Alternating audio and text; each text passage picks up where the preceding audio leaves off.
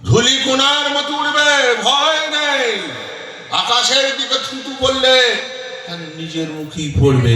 অসীম সরকার, তুমি বিধায়ক, তুমি শপথ বাক্য পাঠ করেছ, তুমি ভারতবর্ষের সংবিধান নিয়ে তুমি শপথ বাক্য পাঠ করেছ যে আমি কোনো ভাবাবেগ এবং কোনো প্রেরণায় কোনো জাতি এবং গোষ্ঠীর প্রতি পক্ষপাতিত্ব করব না, এটাই সংবিধানের অঙ্গীকার। আমি নিজে থেকে কোনো জাতির প্রতি আমি ওই রকম অবিচার করব না।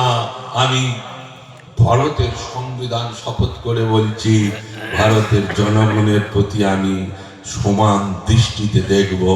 তুমি বলেছ কোরআন 27টা শয়তান মিলে জোট করে ভেবে চিনতে লিখেছে।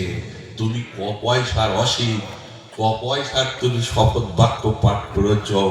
তুমি যদি 27টা শয়তানের ভিতরে তুমি একটা যদি ধারী শয়তান হয়ে থাকো, তুমি যদি মূল শয়তান হয়ে থাকো, তুমি বলো যে ওই কোরআনটা আমি লিখেছি। যে কোরআন তুমি আজকে কালিমা লিপ্ত করতে যাচ্ছ, ও কোরআন তোমার লেখা নয়, ওটা আরশে মোল্লা থেকে আল্লাহ রব্বুল আলামিন তিনি পাঠিয়েছেন, ও পবিত্র মহান কিতাব।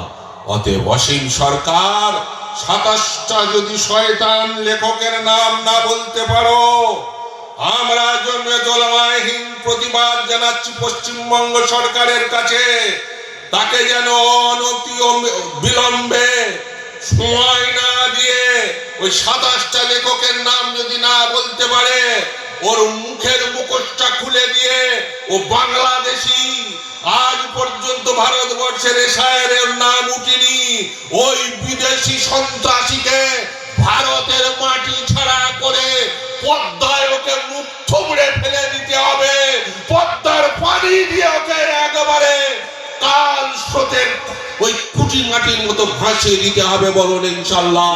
এটা আমাদের জমিয়তুল উলামায়ে হিন্দের এটা দাবি থাকবে, এবং এই আন্দোলন আমরা দিকে দিকে করছি। ওকে চাই কঠোর থেকে কঠোর শাস্তি, আইনের মুখোমুখি নিয়ে এসে বিচার করতে হবে এবং গ্রেফতার করতে হবে। আপনারা এই দাবি মানছেন?